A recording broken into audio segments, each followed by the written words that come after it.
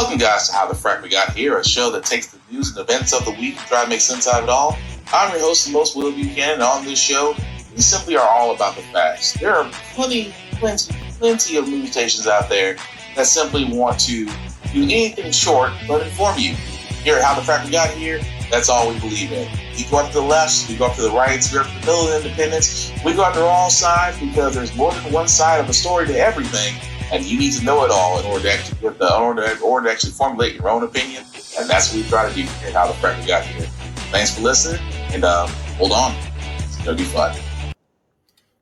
All right, guys. Today's date, March the 12th, 2022, and this is How the Frack We Got Here. I'm your host, the most Will Buchanan on How the Frack We Got Here. We do take the events of the week and try to make sense out of it all. Before I do get started, guys, let you know we are a family-friendly podcast. At least we try to be, as well as watching our language, but sometimes words do fly. At the same time, guys, we may show some things that might be too intense for younger viewers, so viewer discretion is advised. Aside from that, welcome. Well, what can we speak about on this weekend? Well, I think the one thing that is pretty much on everybody's mind, it's the pain we're all feeling. I'm not talking physical pain. I am not talking psychological pain. It's more like financial pains at the pump.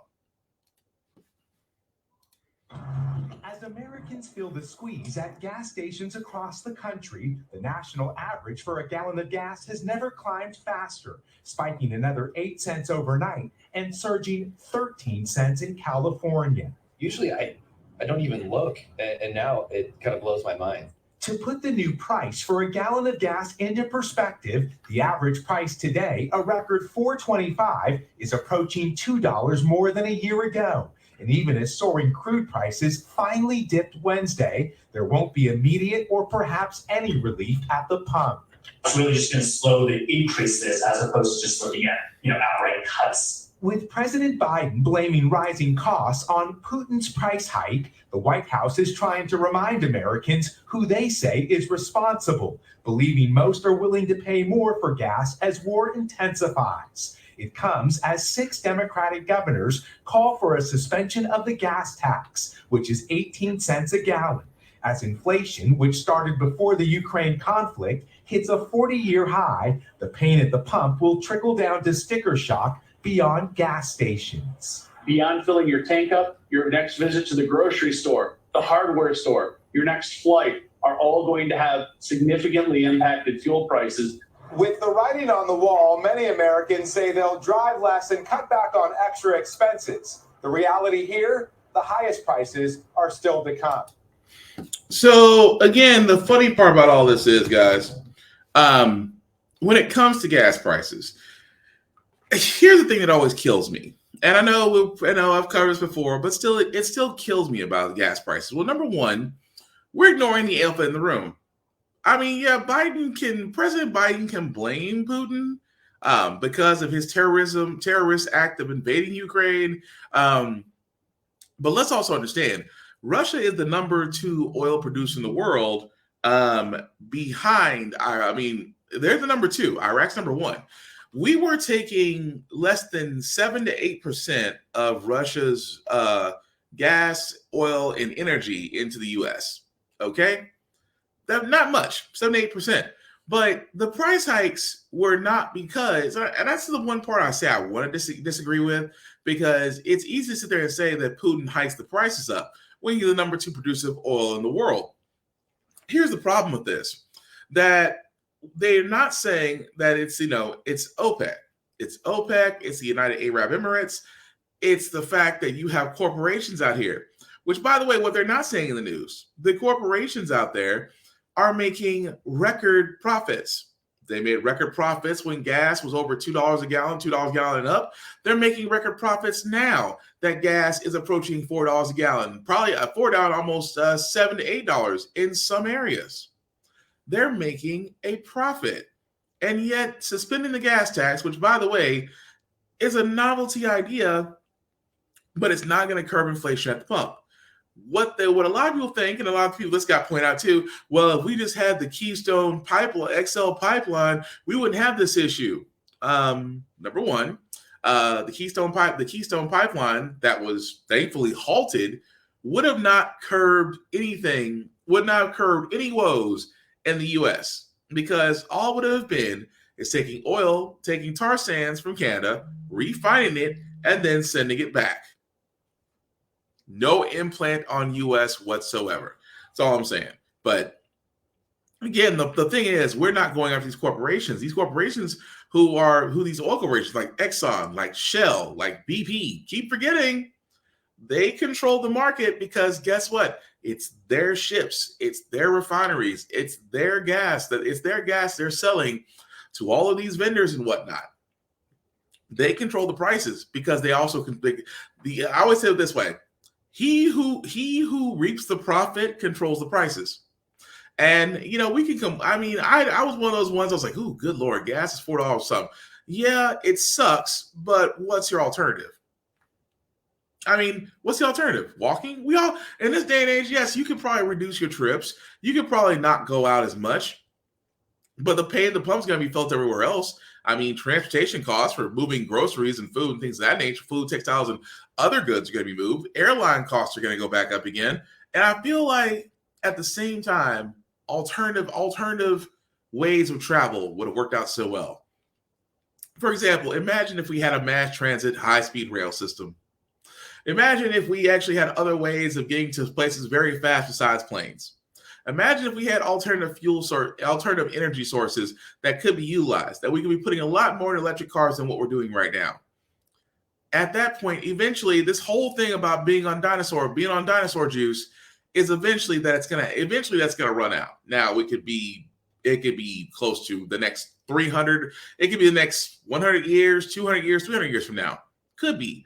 But again, with the impact on climate change, things of that nature, you would think for 1 second we would be better about this and not freaking out when gas goes over $2 a gallon. Because I can remember when I was at a point, because yesterday was my birthday, but I can remember at a point that I remember gas when it was, I think I was 22, 23, when gas went over, for the first time in my life I've noticed, gas went over $2 a gallon and people lost their minds. People lost their minds when gas went over $2 a gallon. Now, fast forward 20 another 20 years, and we are now $4. National average is what? $4.25 a gallon. National average. California, they feeling it. Almost $7, almost $8 a gallon. But yet they refuse. Like I said, it's amazing to me that we refuse to acknowledge that the people that are winning in this right now are the corporations that own the oil, that basically deliver it and sell it to vendors in the U.S. And that yet we refuse to find alternatives to get us off the dinosaur juice. That's all I'm saying. But moving right along, guys, I did want to cover this story as well because, like I said, people, like I said, if they're not coming for gas, they're coming for education. And in this case, I have said this before, that a lot of these conservative groups out there who have infiltrated state and local governments, I keep saying that's how you affect stuff. I mean, yes, the federal level will affect all, but for those immediate changes, the local and state government legislatures, that's where they get things done. Texas being one of them, banning multiple books out there, and also with Florida putting in a law banning critical race theory, even though it was never taught in any school except law school. But now, like I said, the next step after critical race theory is go after books. Even more so than an assistant principal lost their job because of a book that some deemed, albeit a children's book, they found it offensive, but it's a children's book. You can't make this up. Fired over a book. Last week, assistant principal of Gary Road Elementary School, Toby Price, was fired after reading a children's book titled I Need a New Butt to a group of second graders. My boss had asked me to set up a Zoom with the second grade classes and the principal at the school they're going to be at next year, and she was going to read to them. And she didn't show. My boss told me, go ahead and read. I grabbed one of my favorite books that I had nearby. I read it to him. It's a funny, silly book. Price says he's read this book at previous school districts before, but never had any pushback or complaints. I didn't think twice about reading it because I've never had an issue reading it before. There are other books that have much more suggestive material that are much more widely accepted. According to Price's termination letter from the superintendent of the Hinds County School District, Price showed, quote, a lack of professionalism and impaired judgment, end quote, by picking the book. And for those reasons, he is fired. 3 on Your Side asked the school district for a statement about Price's firing, but the superintendent declined to comment. I just think that, this was a pretty harsh reaction. I've been in education for 20 years. I've never had a disciplinary anything put in my file, not even for being late. So I was blown away. In response to Price's situation, children's book authors, teachers, and librarians have messaged and posted on social media stating that the book is, quote, hilarious and sweet, joyful and fun, and lighthearted, end quote, and that the superintendent's decision was wrong. Now, Price is hoping to overturn their decision, get his job back, and teach others that funny books are needed in education. If you don't let kids see funny and silly books, they're not going to stick around long enough to find out that books can be other things than funny and silly. You have to hook them with the funny and silly stuff. And that's what I've always done. That's what this book was for. In Hinds County, polyamory, 3 on Your Side. So that's crazy. And I said, this is the thing. It's a harmless children's book. I know about that book. I Need a New Butt. Funny book. I have read it to kids as well. When I used to work in after school programs, I read that story and many others to kids as well. Not one child ever felt offended. And I just thought to myself, it's one of those things where I just say, this is what's going to make things harder as an educator. That the things that you deem are going to be completely okay are not okay. But in this case, what he was doing was fine. I didn't see a problem with it. I just thought to myself, there are some parents out there that just want to dictate everything. And I'm going to be honest with you. If you're one of those parents out there that feel that you have to dictate everything, do us all one big favor. Homeschool your child. Seriously, homeschool your child. Don't worry about bringing them in. Don't worry about all this stuff. Homeschool your child. Because that's ultimately the goal. Because it's ultimately the goal where they want to sit there and be like, well, I don't like what the teacher's teaching. Okay, then your alternative is homeschool. Or you can find a school that's more to your liking in curriculum. But I think it's crazy in the world of public schools that you have people who have went to college for multiple years, took up a teaching assistant position for a few years, and then finally when they have been deemed worthy of the state to teach your child, you have Stepford wife coming from the background saying, I don't like what you're teaching. No. If you have a problem with the teacher's teaching, go after the school system. They're the ones setting the curriculums. The teachers can only teach what is available to them. I've always had that problem with that because somewhere along the lines, education has went down. And I've been saying this all the time. When it comes to public school education, I have public school education, they don't teach critical thinking processes anymore.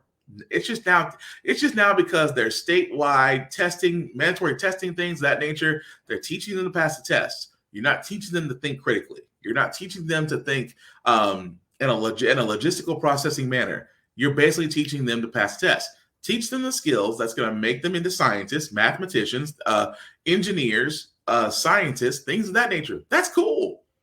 Teach them the things that will spark them innovation. But if you're just teaching them, like I said before, I know there's some things in math that, we can get away with, I won't say get away from, because I believe that everything in math has a specific function. You just haven't found what works for you yet. But at the same time, education does need to be revamped.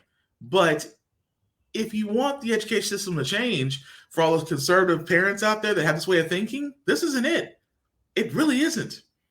But even more so, we'll follow these. Like I said, this is just tip of the iceberg. More stories like that are going to come out a lot more. And it's going to get to the point to where nobody's going to want to teach. And then those very same parents that were rallying against the schools are going to become involuntary homeschool teachers. Why? Because you've pushed all those teachers out, and the teachers found better jobs, positions elsewhere where you don't have a say. Just being honest. But moving right along, guys, I report this on the midweek review, and yet this still concerns me. Of all the things that Congress got passed with no issue, this got through. And again, I have issues with it. Congress has once again averted a government shutdown. Overnight, the Senate passed a $1.5 trillion bill to fund the government for another 6 months. Let's go ahead and bring in NBC News Capitol Hill correspondent Leanne Caldwell for more. Leanne, just walk us through the spending package if you can. What exactly is included and what was left out? Good morning, Morgan. So it was not easy to get here, but Congress did it with time to spare before the government was set to shut down tonight. But it was a painful process, and they didn't get a lot of time to review this $1.5 trillion piece of legislation. But Republicans are actually really thrilled with this because they got a bigger increase in defense spending, something that Republicans always want. But in addition to that, there's also nearly $14 billion in aid for Ukraine. What was dropped from this spending package was money for COVID. That's something that the administration wanted, something that some Democrats wanted as well, but some Democrats had problems with how it was going to be paid for. Let's listen to Leader Schumer on the Senate floor yesterday and how he framed it. Now, of course, nobody argues that this package is perfect. I am deeply disappointed that the administration's request for more COVID funding failed to make it into the House bill. But we're going to keep fighting to make sure we get that money approved as soon as possible. So the government will not shut down. The government is funded for the remainder of the year, and that much needed aid is headed to Ukraine and to the region. Morgan. Speaking of that funding, though, now that the issue of funding the government is out of the way, Leanne, what is next on the agenda? One thing that I'm going to be watching is what the president said today and revoking preferred trade status of Russia. That's something that Congress... I'm just going to stop right there because, again, guys, here's the problem I have with this. Yes, the government did have to sign a pact in order to keep the government running for the remainder of the fiscal year. I have no issue with that. However, I have an issue with that's a $1.5 trillion package that included relief to Ukraine. Now, I'm not trying to be mean on this.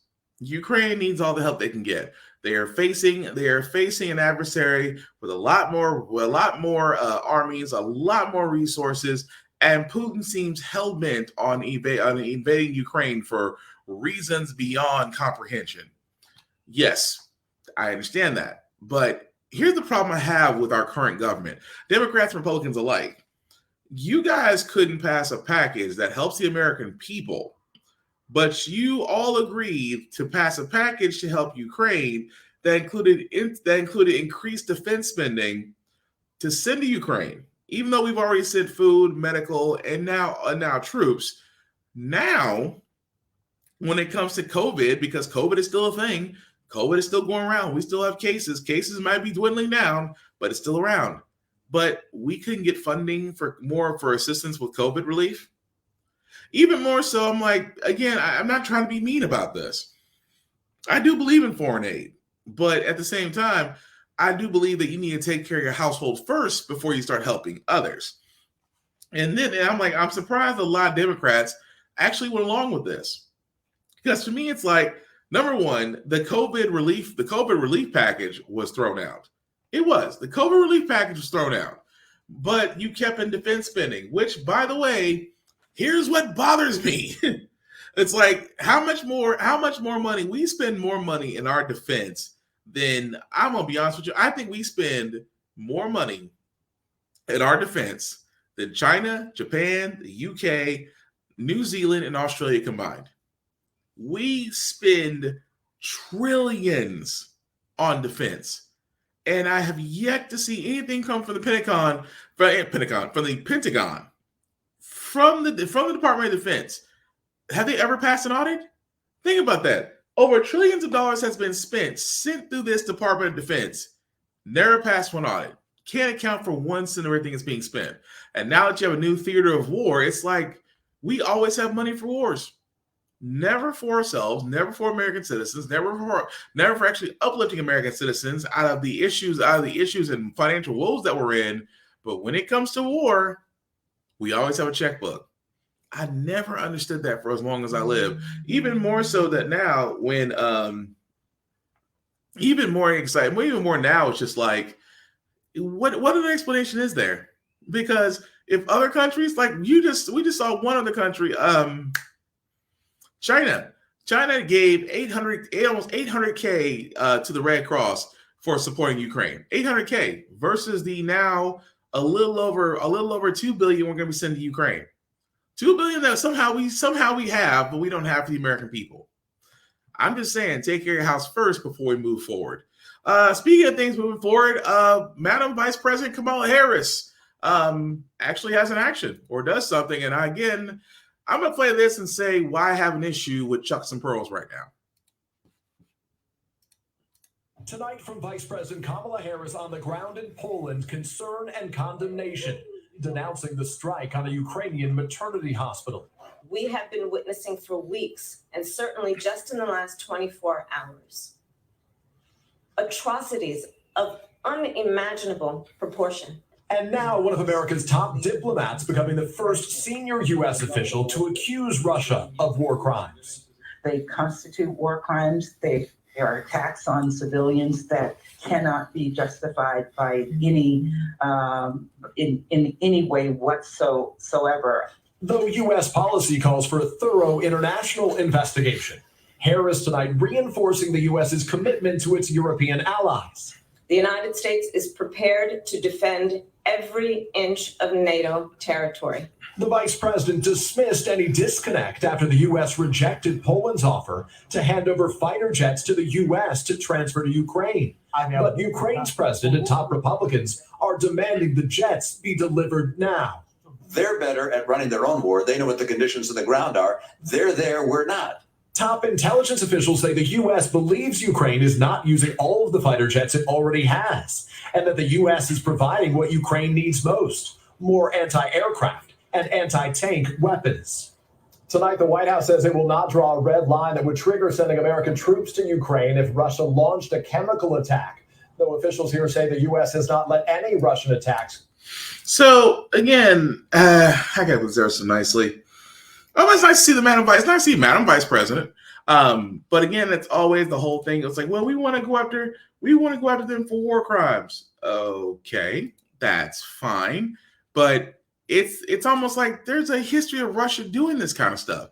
I mean, not just flat out invading countries, but that too. But again, with them coming after war crimes, then saying, well, Poland wants to give Ukraine aircrafts. What two countries decide to do with each other while we intervening? Well, Ukraine's not using all of its aircrafts. If Poland is saying, here, Ukraine, have some aircrafts. Ukraine's saying, thank you very much. The U.S. is like a parent going, you have aircrafts at home. I'm trying to figure this out. Where I never thought I'd say this. I kind of agree with Rick. I kind of agree with Mitt on this. It's like, if one country wants to give their aircrafts to another country, why are we acting like Big Brother? Why? And at the same time, it's like, well, we're calling on for war crimes. Well, you've done that. You've also tried to do the one thing you should have done to Russia in the first place. You don't attack the country, you attack the money. You try to cut off all trade. You try to ban all Russian exports to the U.S., including vodka and things of that nature. You're attacking the money, yes, but keep in mind, Russia's been stockpiling this for a while. This is not going to be an overnight thing. This is not going to be something that's going to be done over and done within a time. It's going to take a while. But what kills me about Kamala Harris is it's more of a rant, because I'm trying to wonder. I'm glad that she made history as the first Madam Vice President on top of that, but first Black Madam Vice President. But can anyone say how effective she's been? I mean, seriously. I mean, when it comes to a lot of things, it's just like it's more of a figurehead than an actual person who's really taking a stance on stuff. But that's what makes me think with Kamala Harris. It's like that. It's like with the Madam Vice President Harris. It's like you're a centrist vice president, where again, you don't really take a side. You just stand in the middle of things by pointing the finger at both of them. That's just me. Maybe somebody else can see it, but for me, I'm just like, you're not really effective here in the vice president role, because you and Biden seem to be taking this middle of the road thing, and it's just me. It just gets annoying. It just, as a progressive, I find it annoying. But probably for all those who are moderates and centrist people out there, you probably think it's the best thing smoking. But tell me in the comments if you agree or disagree. But moving right along, guys, I did want to cover this next story, which again, I told you how the voting laws are going to set up, just because, again, it is a midterm election. I keep telling you guys, midterm season. we are 6 months and counting before the Republicans try to switch things up. Even more so, we are now seeing what happens about those very same laws that could have been prevented by the John Lewis Act and the Voting Rights Act. And now you're seeing stuff like this, especially in states like Texas and Florida. Texas, while we have you here, we're seeing these reports about tens of thousands of ballots having been flagged for rejection in the Texas primary we just had. What's that about? Yeah, we're starting to see that the early numbers come in that tens of thousands of voters were indeed rejected. Voters who tried to cast a ballot and were not able to do so. One of the most interesting things that I'm seeing from this number is that we are seeing that there are thousands of people who actually corrected their ballot, who took an extra step to vote to try and overcome these hurdles.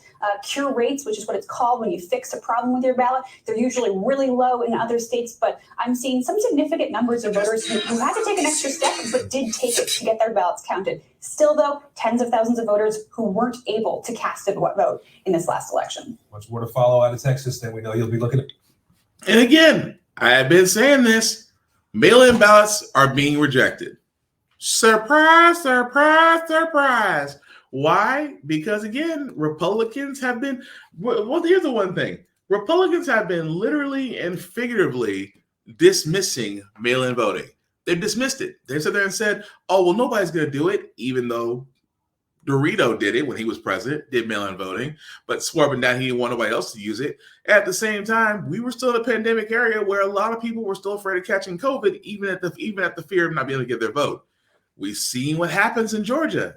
Mail-in voting in Georgia, along with an influx of black voters, single-handedly flipped the state from being red to blue and gave us two Democratic senators, one of them being African-American for the first time in that state's history.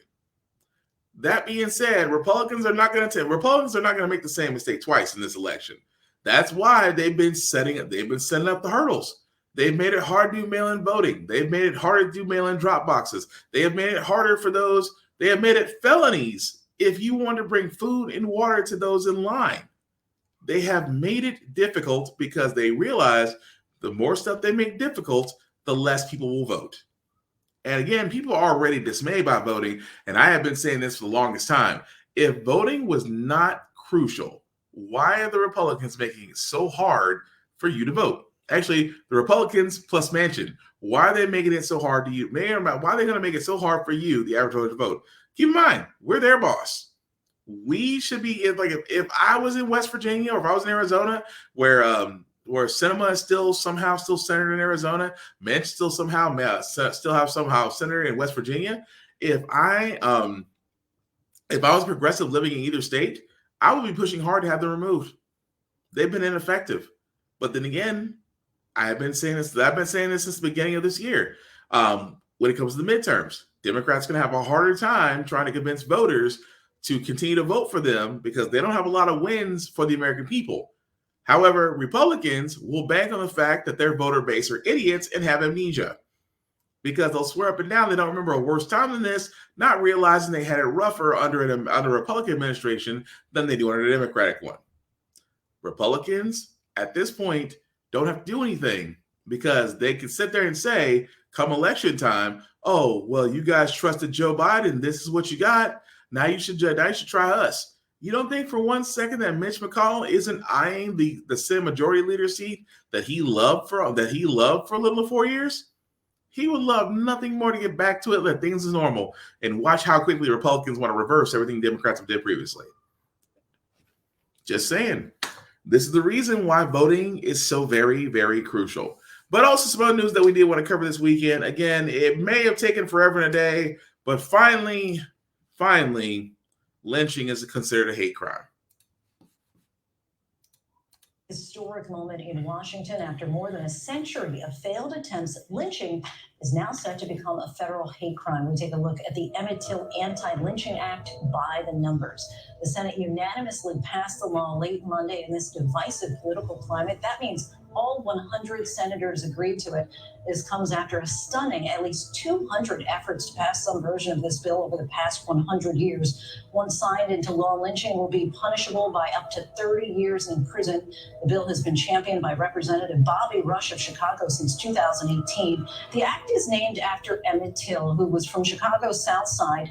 Till was 14 years old when he was kidnapped, beaten, and lynched in Mississippi in August of 1955 after being accused of whistling at a white woman. A museum now stands in Montgomery, Alabama, paying tribute to what's reported to be nearly 6,500 racial terror lynchings between 1865 and 1950.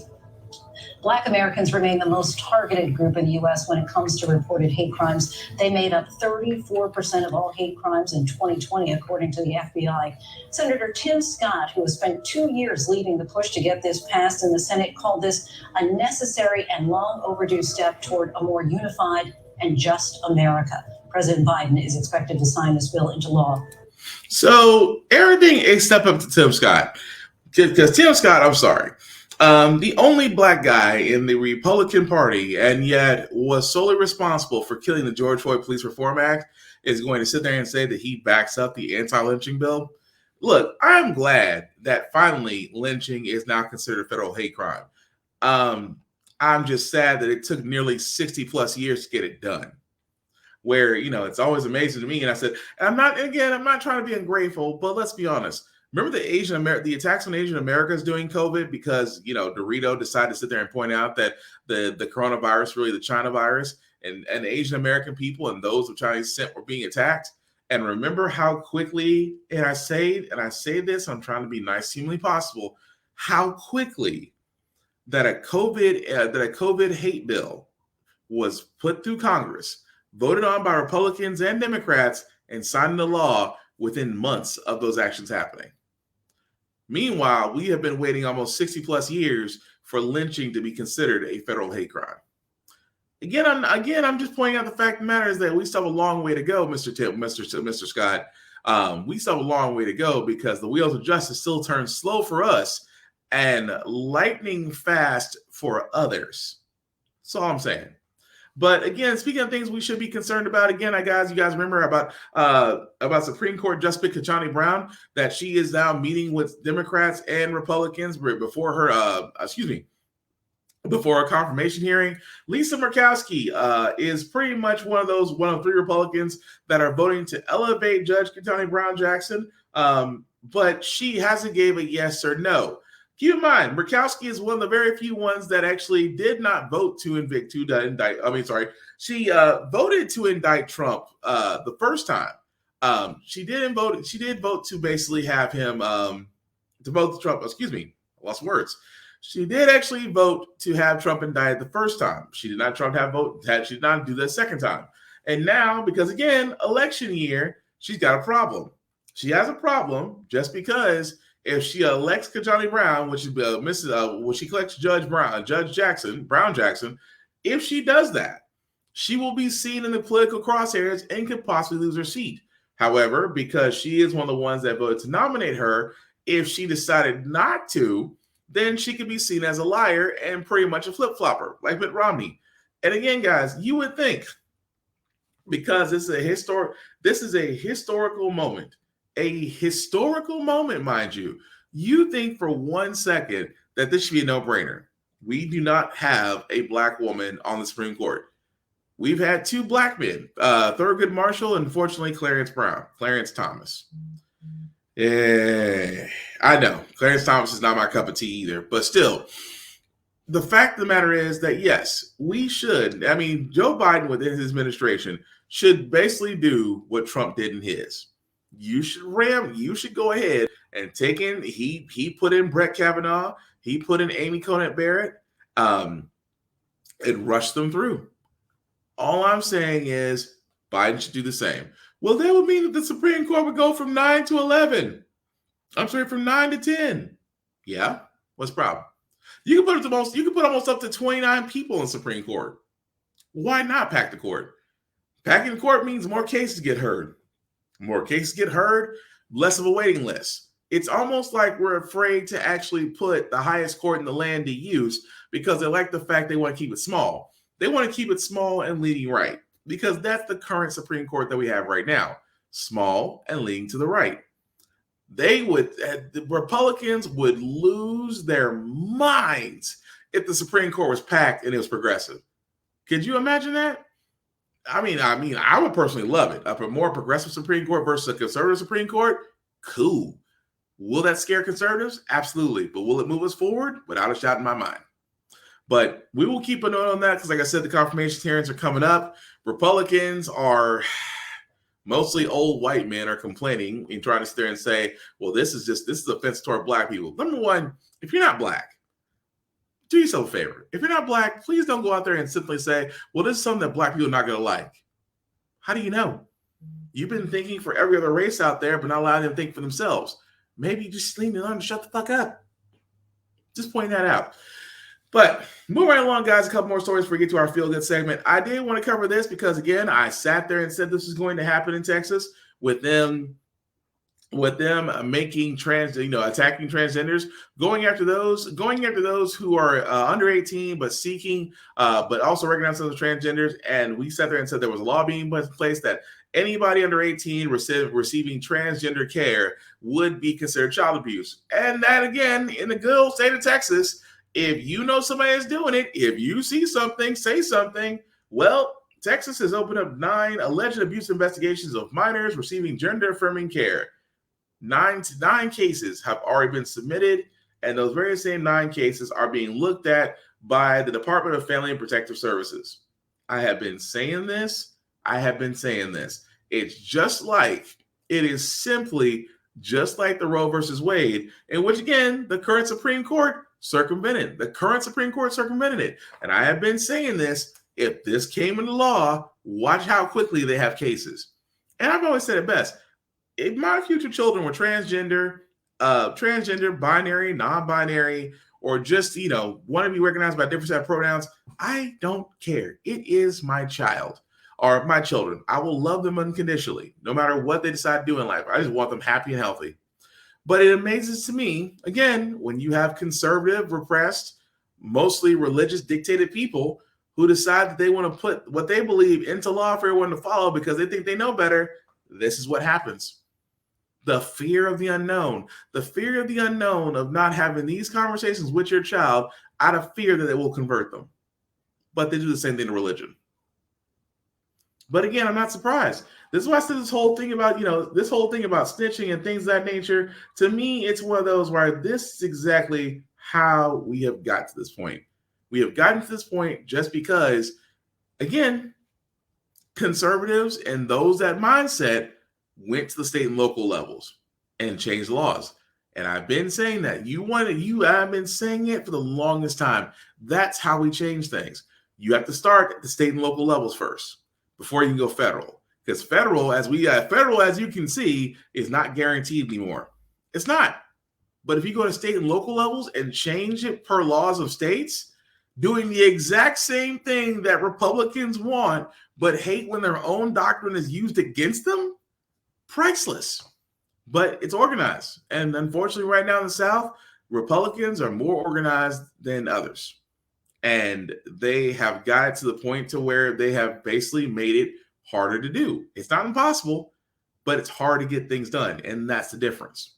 But speaking of LGBTQ, again, I have been saying this with Florida's Parents Equal Rights Protection Bill, also known as the Don't Say Gay Bill. They are not the only state, guys, because guess what? In Louisville, Kentucky, they're trying to do the same thing.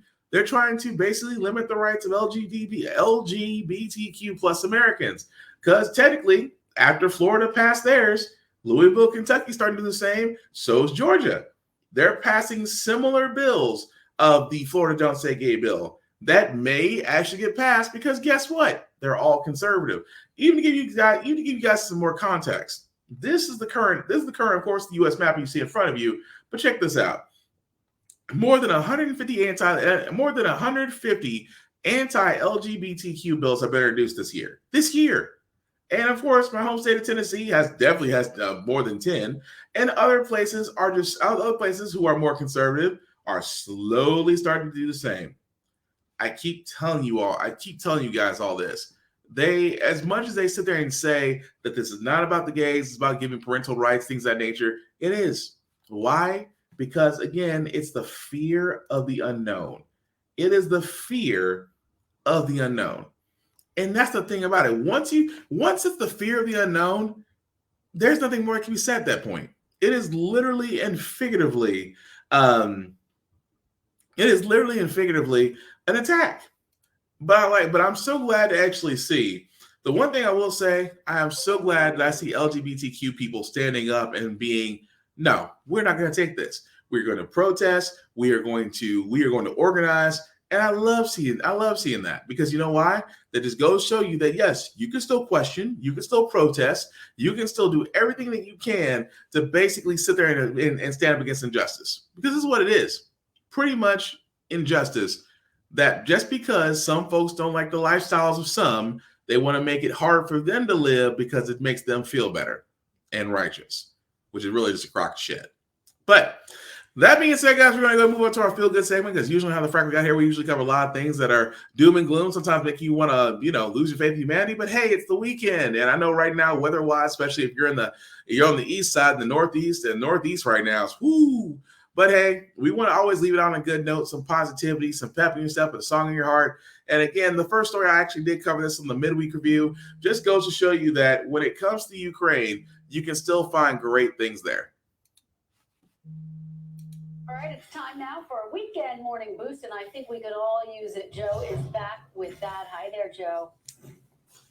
Hey, Kristen and Peter. This one comes from Europe, where amid devastation, the kindness of strangers shines through. 7-year-old Irina recently fled Ukraine to a refugee camp in Romania, where she was surprised with a very special birthday celebration. Happy birthday to you. Happy birthday to you. Happy birthday to you. Irina thought she'd have to celebrate alone, but when a psychologist working in the camp learned that it was her birthday, she gathered a crowd of local authorities and volunteers to sing for the young girl. They brought out a cake, balloons, and a birthday hat to make the celebration extra special. And Peter and Kristen, after she blew out those candles, everyone in the crowd cheered bravo. I think that's a sentiment all of us are echoing right now.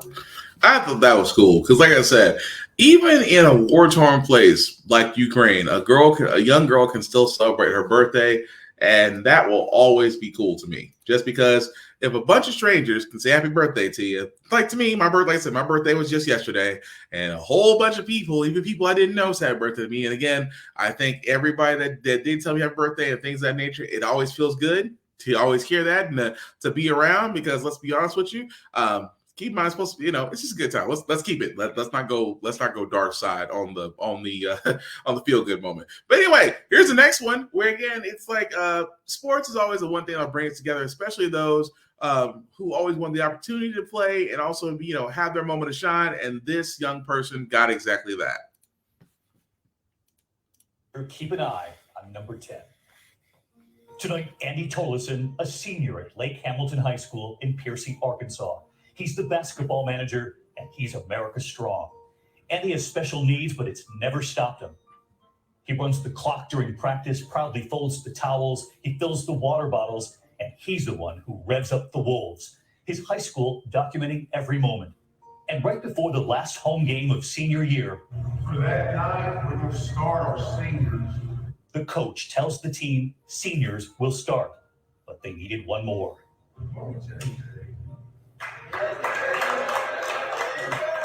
Andy was getting jersey number 10. He started the game and he finished it too. Missing the first, his team gets him the ball again. With his team far ahead and the ball with the other team, we see something. A teammate from the other team, the El Dorado Wildcats, getting the ball to Andy. Down the court, another three-pointer. And with just seconds left, the competing team now cheering on Andy too, getting the ball to him again.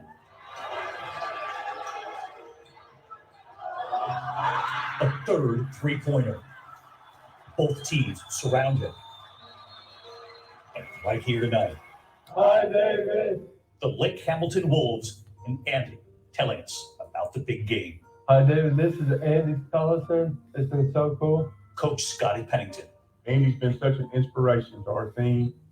He's taught us that if you'll put your mind to something and you believe in it, you have a dream, that anything is possible. Hi, David. Go Wolves.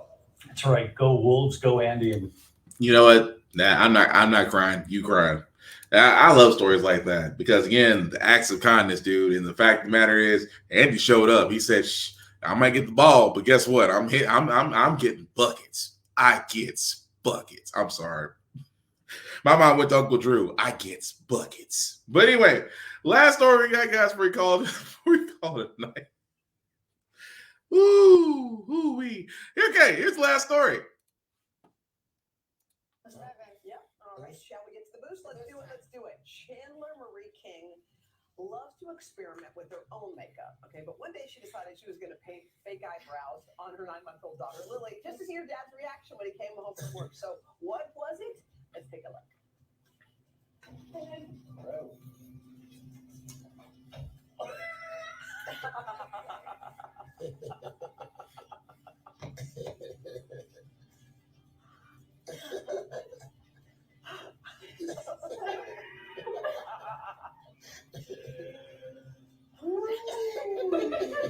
That was joking.